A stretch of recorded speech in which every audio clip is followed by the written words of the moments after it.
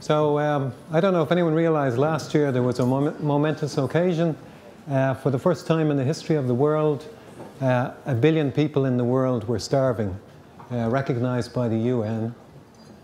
So 1 billion people is about 8,400 times the population of Cork based on last year's census. The thing about the 1 billion people who are starving, when we look at the map there, we think, oh yeah, those 1 billion people who are starving, I recognize Sub-Saharan Africa, Southeast Asia, Southern Asia. That's where we find all these people starving. What we forget sometimes is the little grey area there that we all live in, Europe. There's 79 million people below the poverty line live in Europe at the minute, and 30 million people in Europe are starving. So the first slide was about, it was on the internet, you could go in and you could say, 1 billion people starving, something wrong in the world, I want to change that.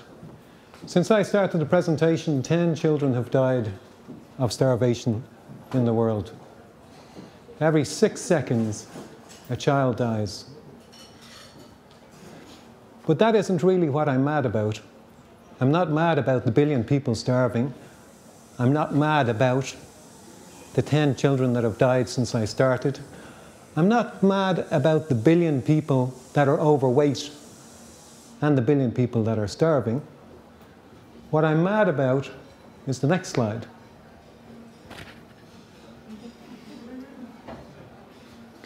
This year, there was a report produced by the UN about global food losses and food waste.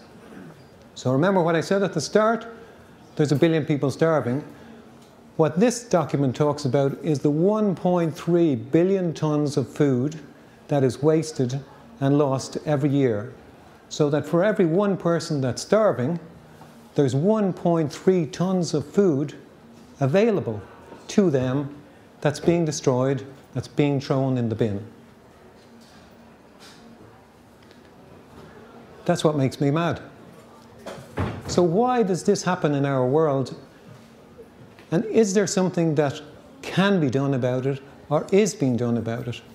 So in 1967, there was a guy called John von Hengel. He lives in Phoenix, Arizona, and he was walking through his district in Phoenix, Arizona, and he went down this back alley. And when he was walking down the back alley, he saw this widow. He didn't know he was a widow at that stage. He saw this widow rummaging in a trash can.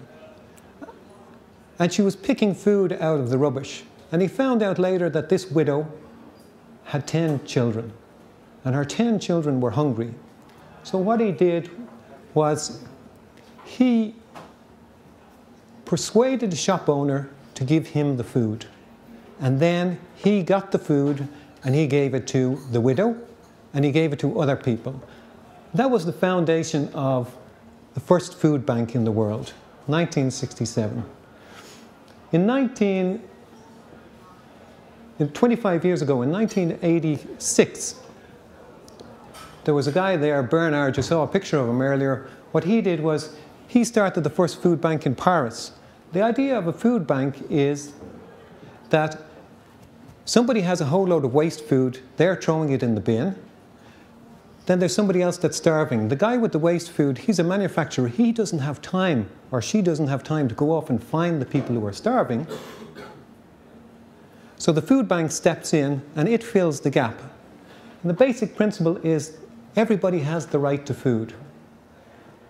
So there's food banks, you saw on the map there, the green coloured map, that showed that there was food banks all over Europe. Last year in 2010, 5 million people were fed through the food banks. 360,000 tonnes of food was redirected from waste. This picture here shows the food bank in Dublin. It's been going for 20 years. This one shows the food bank in Cork. We don't have one. We don't have a food bank in Cork. There is no national food bank. The food bank in Dublin is run by Crosscare. They will only run the food bank in the Diocese of Dublin. So my idea in the national interest is that we would create our own food bank. So we create a national food bank, so your country needs you to help you and us and all the people who need this waste food to redirect it to people like the Simon community, the Vincent de Paul, I don't know, a couple of months ago you read in the paper about the guy who was starving down in Kerry, and he was talking about cornflakes tins or packets of cornflakes and stuff like that. What do you need for a food bank? All you need for a food bank is a building. How many buildings has NAMA got now? How many buildings are people sitting on that aren't being used in the recession? So just need to try and find a big building. Just need to set up some sort of structure, a legal structure. Costs €500 to set up a charity. No big deal to set up a charity. So you have a building, you get the paperwork sorted out, and this has been done all over Europe, and you get help from FEBA, the Federation of European Food Banks. You have contracts. You have a contract between the charities and the food bank, and between the food bank and the suppliers of the food who have extra waste. So what you're guaranteeing is the manufacturer, protecting the manufacturer to say that food is only going to go to help somebody who needs it. We're not going to sell it to somebody else, and the charities are going to use it. And you have a whole lot of people. These are all volunteers in the food bank. So all you need is a building, set up the contracts, get some people involved, and you start to feed more than the 5 million people that are being fed around Europe. It's a proven concept. Everybody has a role to play in ending hunger. So we can all do this. All you need to do is think about it, and then act, and then we can end hunger. 1.3 billion tons of food wasted, 1 billion people starving. We can change that. Thank you.